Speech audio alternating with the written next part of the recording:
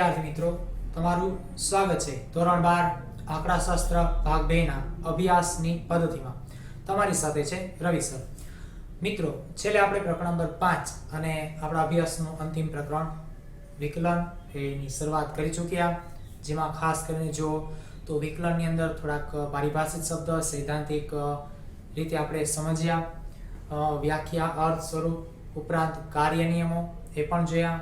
અને અહીંયા મુખ્ય વસ્તુ એ હતી કે નવું સ્વરૂપ તમારી સામે આવે છે તો એને કારણે એને સમજવા માટે એના કોઈ ચોક્કસ સંકેતો, નવા શબ્દો અને એ પદ્ધતિને અનુરૂપ તૈયાર થયેલા અર્થ અને વ્યાખ્યાયિત પદ રચના, આ બંને કિંમતો જે આપેલી હોય, એટલે કે તમારી વિકલન મેળવવા માટેની વ્યાખ્યાયિત પદ રચના, જેની અંદર તમારી પાસે રહેલા ચલ x પદાવલીવાળા કે એની સાથે જોડાયેલા કિંમતવાળા પદાવલીની વાત છે.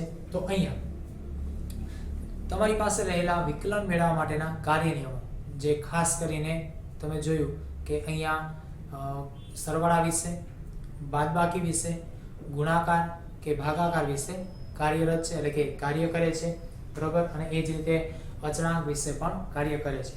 ચલો વિદ્યાર્થી મિત્રો, અહીંયા જે તમે હવે અત્યારે પ્રામાણિક વિકલ્પમાં પ્રામાણિક વિકલિતો જે છે એ શીખી ગયા હતા. કોના માટે? તો કે બે કિંમતો રૂપે ચલ u અને ચલ v માટે જે વિકલનીય છે, જે x કિંમત માટેના વિકલનીય છે, અને કોઈ ચોક્કસ y સમીકરણ માટે આ વિકલનીયના ઉપયોગ દ્વારા નિયમ જે છે નો ઉપયોગ લીધેલો હતો.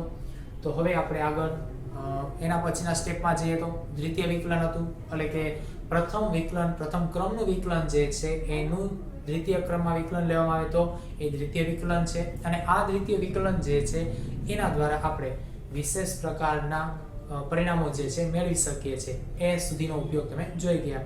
તો આજે પણ હજુ દ્વિતીય વિકલનમાં આગળ વધીએ છીએ. ઉદાહરણ નંબર 22 લઈએ. છેલ્લે તમે જોયું દ્વિતીય વિકલન મેળવવાનું કીધેલું હતું, પણ આજે ઉદાહરણ નંબર 22 અંદર થોડું કંઈક અલગ કીધેલું છે. તો ઉદાહરણ number 22, f of x equal to 4x indices 3 plus 2x indices 2 plus 7x plus 9 હોય તો x ની કઈ કિંમત માટે f double dash of x equal to 52 થાય? અહીંયા જે આપેલી f of x વિધેય રચના છે, જેમાં 4x ઘન વત્તા 2x વર્ગ વત્તા 7x વત્તા 9 છે, આ પદાવલી માટે, આ વિધેય માટે વિકલન જે છે એમાં પણ દ્વિતીય વિકલન જે છે એ કેટલું થશે? 52 થશે. પરંતુ આ તમારી પદાવલી x ની છે, તો x ની કઈ કિંમત માટે 52 થશે એ આપણે તૈયાર કરવાનું છે. ચલો તો પહેલા શું કરીએ? દ્વિતીય વિકલન સુધી પહોંચીએ, ત્યારબાદ કિંમત તૈયાર કરીશું. ઓકે, તો આપણે પેલું પદ જે છે એના માટે પ્રથમ વિકલન જોઈએ તો દ્વિતીય વિકલન મળશે. તો સૌપ્રથમ પ્રથમ વિકલન લઈએ, અને પ્રથમ વિકલન જે છે એને આપણે સરવાળા, બાદબાકી, ગુણાકાર કે ભાગાકાર કયા નિયમથી આગળ લઈ જવું પડશે? તો અહીંયા સરળ પદાવલી છે સરવાળાની, તો સરવાળાના નિયમનો ઉપયોગ કરી આપણે આગળ વધીએ. તેથી અહીં આપેલા વિધેય f of x જેનું વિકલન f dash of x equal to d by dx, સમીકરણ પદાવલી 4x ઘન પ્લસ 2x વર્ગ પ્લસ 7x પ્લસ 9 છે. તો આમ પ્રથમ વિકલન d by dx દ્વારા થશે. તો સૌપ્રથમ પ્રામાણિક વિકલિત મુજબ 4x ઘનનું વિકલન કરીએ તો n ઘાત જે છે એ આગળ સહગુણક સાથે ગુણાકારમાં આવશે અને એક ઘાત ઘટે, એટલે કે પ્રામાણિક વિકલિત મુજબ x ની n ઘાત નું સાદુરૂપ શું થશે? n ગુણ્યા x ની n માઈનસ 1 ઘાત, એટલે કે એનું વિકલન થશે n ગુણ્યા x ની n માઈનસ 1 ઘાત. તો એ રીતે 4x ઘન છે તો 3 એક ઘાત છે, આગળ સહગુણાકાર સાથે ગુણાકાર લેશે, 3 ચોક 12, x 3 એમાંથી 1 ઘાત ઘટે એટલે 2 થશે.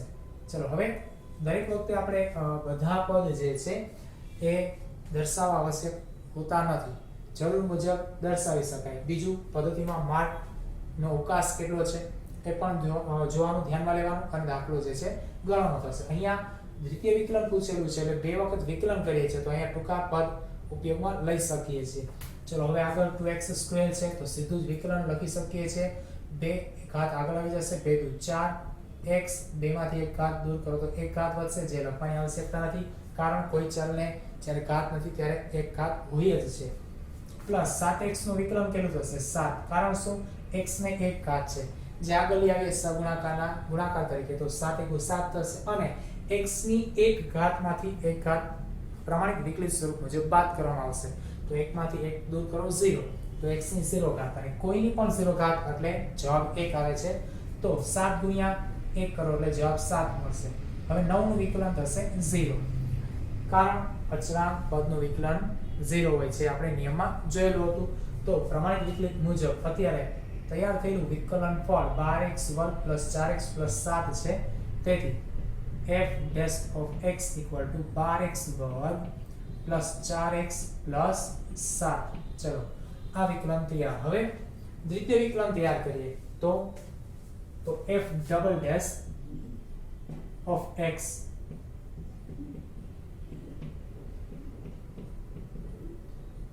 d by dx of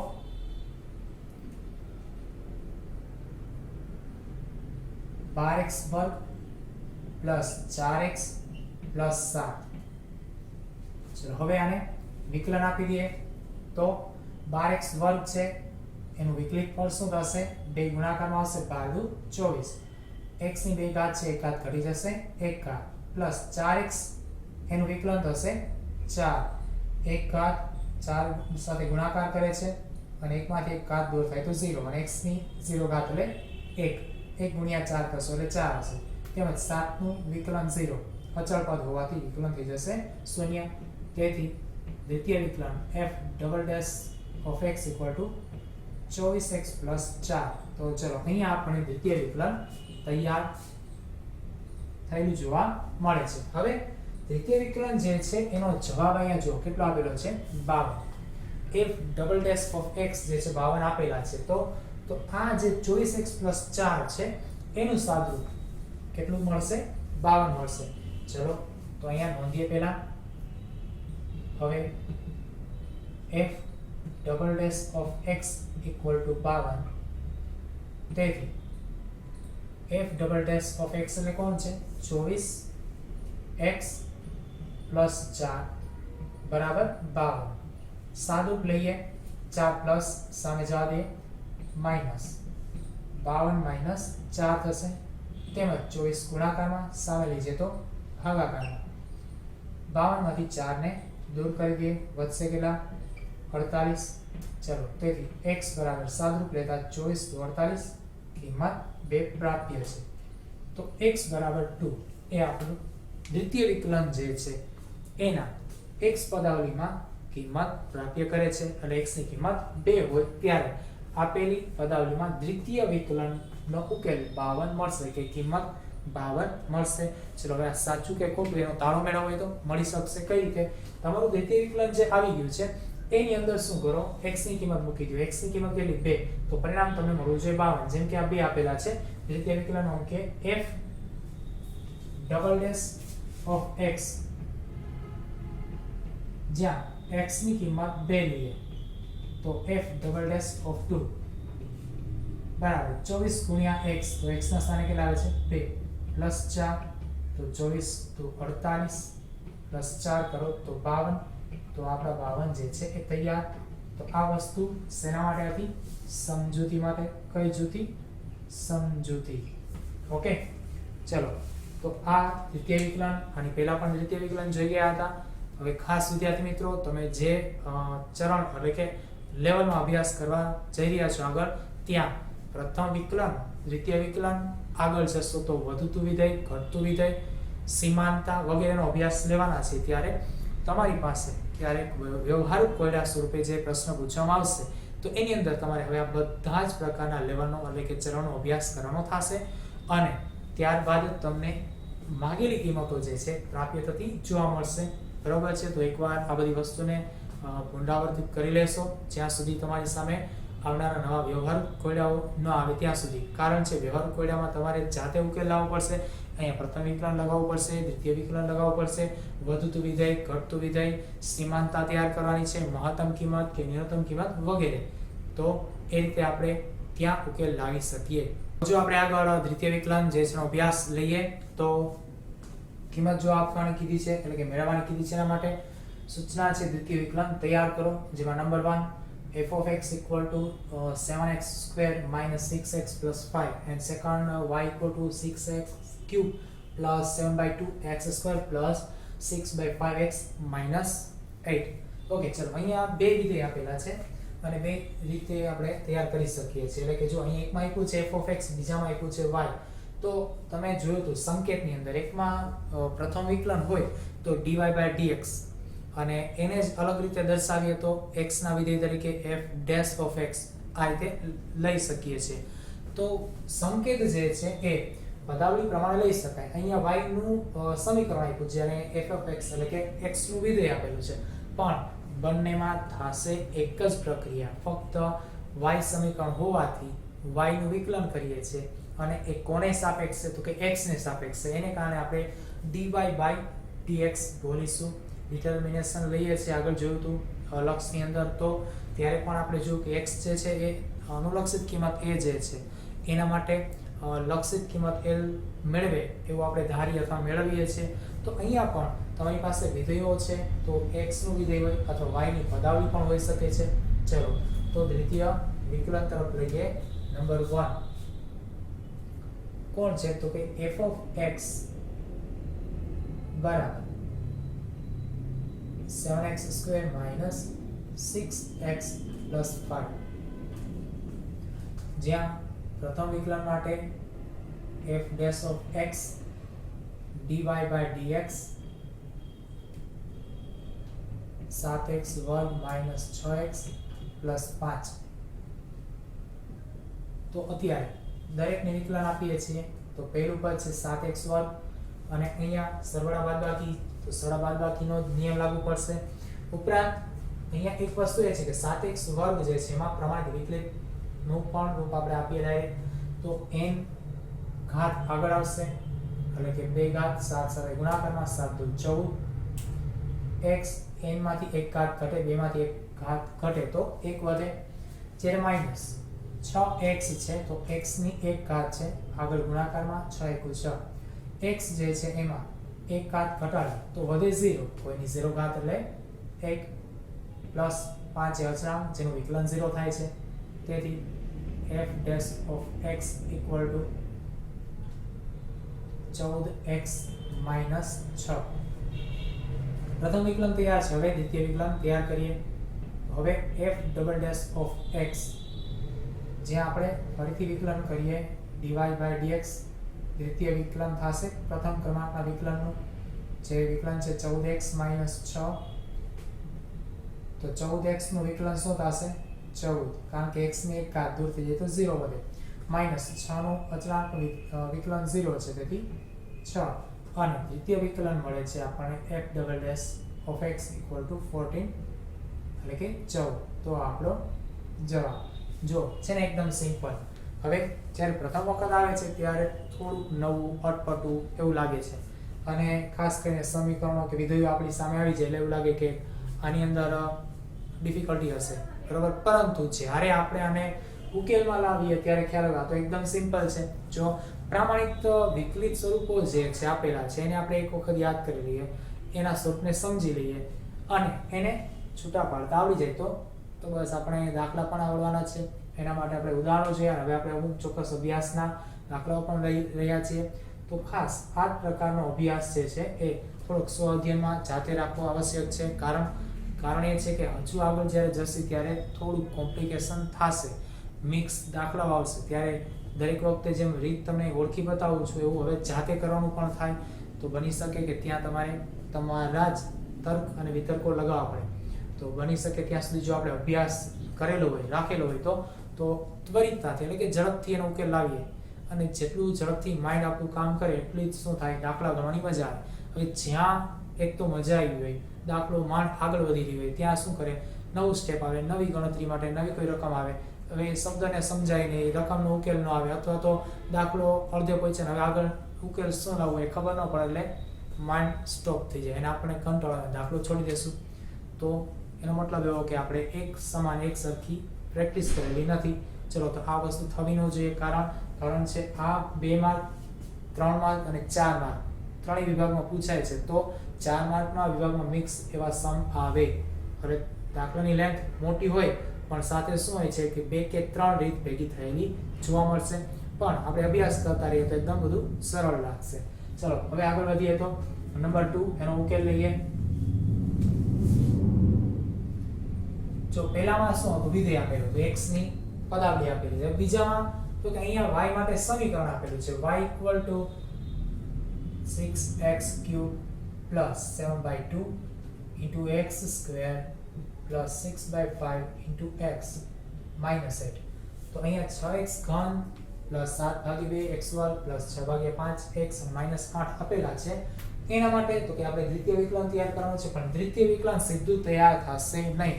હા, દ્વિતીય વિકલન સીધું લખી શકાય, પણ એને એક પ્રોસેસમાંથી પસાર થવું પડશે. પ્રથમ ક્રમના વિકલનમાંથી પસાર થયા બાદ જ તૃતીય ક્રમ જે છે વિકલન આપણે મેળવી શકીએ છીએ. તો અહીંયા કદાચ તમે ડાયરેક્ટ d2y/dx² એટલે કે દ્વિતીય ક્રમાંકનું વિકલન કે વિકલિત મેળવો છો તો લખી શકો છો, પણ એને ફરજિયાત પહેલા ક્રમમાંથી પસાર કરી એના ડાયરેક્ટ બીજા સ્વરૂપમાં લખી શકાશે. ઓકે, પણ આપણે શું કરીએ, ડાયરેક્ટ દ્વિતીય ક્રમ લખવો નથી, પ્રથમ ક્રમ દર્શાવી અને એમાંથી દ્વિતીય ક્રમમાં જઈએ છીએ. તો y નું x ને સાપેક્ષે વિકલન, તેથી dy/dx differentiate is y/d of x છે, એટલે કે x ને સાપેક્ષે y જે છે વિકલિત થઈ રહ્યું છે. તો d/dx 6x³ + 7/2 x² + 6/5 x - 8. જો હવે 6x³ પ્રમાણિક સ્વરૂપ પ્રમાણે જ આવશે વિકલિત, તો ઘાત આગળ આવશે 6 × 3 6 × 18 x ને ઘન છે એક ઘાત ઘટી જશે તો 2 + 7/2 અત્યારે એમ રહેવા દઈએ x સ્ટેપ માટે. તમારા માટે થોડું આ નવું આવ્યું એટલા માટે, નહીતર ખાસ બીજો કોઈ ફેરફાર છે નહીં. પણ n જે છે એ આ ઘાત તરીકે આગળ સબમાં લઈ આવીએ ત્યારે 7/2 × 2 થશે, અને x ચલ જે છે એની ઘાતમાં ઘટાડો થશે, કેટલો 1, તો n - 1 એટલે 2 - 1 તો 1 થશે, પ્લસ 6/5 x. હવે એની સાથે 1 હતા તો 1 ગુણાકારમાં લઈ લઈએ, તો જે લખવાની કે દર્શાવવાની આવશ્યકતા બનતી નથી, અને x જે છે એની એક ઘાત ઘટે છે એટલે x ની 0 ઘાત થશે. ચલો આ વખતે દર્શાવીએ x ની 0 ઘાત -8 તો 8 નું વિકલન થાય છે 0. સાદું 18x² પ્લસ જો હવે બે અંશ અને છેદમાંથી દૂર થઈ જશે તો વધ્યા ખાલી 7 x ને 1 ઘાત પ્લસ 6/5 ગુણ્યા x ની 0 ઘાત એટલે 1 થઈ જશે, તો ગુણ્યા 6/5 લઈએ તો 6/5 એમ રહેશે -0, જે હવે આપણે આગળ લઈ જતા નથી. હવે ઘણીવાર આપણે અપૂર્ણાંક કિંમતો અને સરવાળા બાદબાકી વગેરે આવું બધું ભેગું આવતું હોય, મિશ્ર સંખ્યાઓ ભેગી બનતી હોય ત્યારે શું કરતા, તો કે અહીંયા છેદનો અંશ લઈને સાદુરૂપ લેતા, પરંતુ ખાસ અહીંયા એવું કરવાનું નથી. તમારું એક પ્રથમ કક્ષાનું વિકલન પૂર્ણ થઈ જાય એટલે આપણું કામ પૂરું, પછી કદાચ આની આગળ પ્રોસેસ કરવાની, બીજી પ્રક્રિયામાં લઈ જવાની છે તો ત્યાંથી જ સ્ટાર્ટ કરી દેવાનું. આનું સાદુરૂપ આપણે આગળ લઈ જવાની આવશ્યકતા નથી. કારણ શું, તો કે વિકલનનું મુખ્ય કાર્ય જે છે કે અહીંયા જે લક્ષિત કિંમતો માટે તમારી વિધેય રચના કે સમીકરણ રચના આપેલી છે બરોબર, એને સીધા જ અવયવીકરણમાં લઈ જવા, જેના સીધા જ અવયવ એ ખુદ પોતે પાડી બતાવશે. ઓકે, જ્યારે આપણે શું કરતા લક્ષમાં, તો કે અંશ અને છેદને સાદુરૂપ આપવા માટે કોઈ કોમન અવયવ લેતા, અવયવ પાડીએ અને વિધેયનો ઉકેલ લાવતા. તો અહીંયા એ વસ્તુની આવશ્યકતા નથી. વિકલન શું કરશે, સીધું જ એનું સાદુરૂપ લઈને આપે છે. હવે હા, આ જે તૈયાર થયેલું વિકલિત ફળ છે એને તમે આગળની પ્રોસેસમાં લઈ જાવ, તો જેમ કે ભાઈ સીમાંતતા તૈયાર કરો, મહત્તમ કે ન્યૂનતમ કિંમત તૈયાર કરો, માનની મૂલ્ય સાપેક્ષતામાં લઈ જવું છે વગેરે. તો આ તમારું એક વિધેય છે. ખરેખર આ વિધેય ઉત્પાદનનું વિધેય હોઈ શકે, આ વિધેય જે છે એ તમારા નફાનું વિધેય હોઈ શકે, આ વિધેય જે છે રેવન્યુ મીન્સ કે આમદનીનું વિધેય પણ હોઈ શકે. તો બની શકે કે અહીંયા જે છે આપણે ફક્ત વિધેયથી મતલબ છે બરાબર. કારણ શું, તો કે કોઈ એક ફંક્શન જે છે કન્ટિન્યુઅસ શું થતું હોય છે, એની કાર્યપ્રણાલીમાં કામ કરતું હોય છે, આપણે ફાઇનલ રિઝલ્ટ લેવાનું થતું હોય છે કે આ વિધેયને અંતે પ્રોસેસ થયા બાદ પ્રોડક્ટ શું બને છે, એટલે કે અહીંયા તો આપણી પાસે રિઝલ્ટ પરિણામ શું આવે છે એટલું જ તપાસ કરવાનું હોય છે. અને આપણે અત્યારે જે ભણી રહ્યા છીએ એ ભાગ ખાસ કરીને વાણિજ્ય પ્રવાહ તરીકે જ લેવાનો થશે. સાયન્ટિફિકલી આની અંદર આપેલો સમાવેશ છે એ થોડો ઘણો અંશ બીજગણિત હોવાથી એટલો લઈએ છીએ, પરંતુ મહત્વતા આપણે વાણિજ્ય પ્રવાહ તરીકે લઈએ તો ખાસ વ્યવહારુ જે બની રહ્યા બનાવો છે, ઘટનાઓ છે એની અંદર લેશું. અને એમાં આપણા અર્થતંત્રની અંદર લાગુ પડતા ચલ જે છે એને ધ્યાનમાં લઈએ તો મુખ્ય ચલ ઉદાહરણ તરીકે પહેલા પણ જોયા હતા, રિપીટ કરી દો અત્યારે. ઉત્પાદન છે, ખર્ચ છે, નફો છે, મૂડી છે, વેચાણ છે વગેરે એનો જ આપણે અભ્યાસ લેશું. ચલો હવે આગળ દ્વિતીય વિકલન લઈએ તો દ્વિતીય વિકલન છે dy/dx નું વિકલન શું થશે? d2y/dx². કઈ રીતે બને છે? તો કે d/dx dy/dx, એટલે કે પ્રથમ વિકલનનું વિકલન. તો આ dy/dx ક્યાં? તો કે આ રહ્યા 18x² + 7x + 6/5. તો એને આપણે મૂકી દેશું d/dx 18x² + 7x + 6/5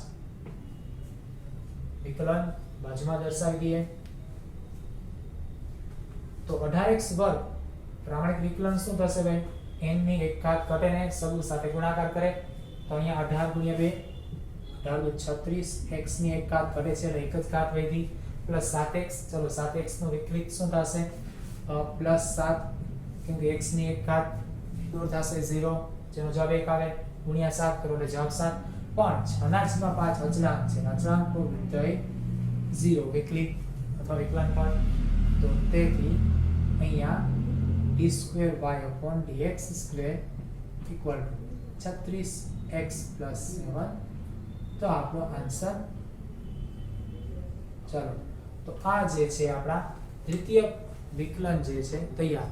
આ રીતે આપણે દ્વિતીય વિકલનનો સ્વાધ્યાય કરીશું અને આ પદ્ધતિને પરિપક્વ બનાવીશું. ચલો વિદ્યાર્થી મિત્રો, જો આપણે આગળ વધવાના છીએ તો એ નવા વિડીયો સાથે આવીશું અને નવા વિડીયોમાં નવી રીત નવા દાખલા સાથે મળી. ત્યાં સુધી આવજો.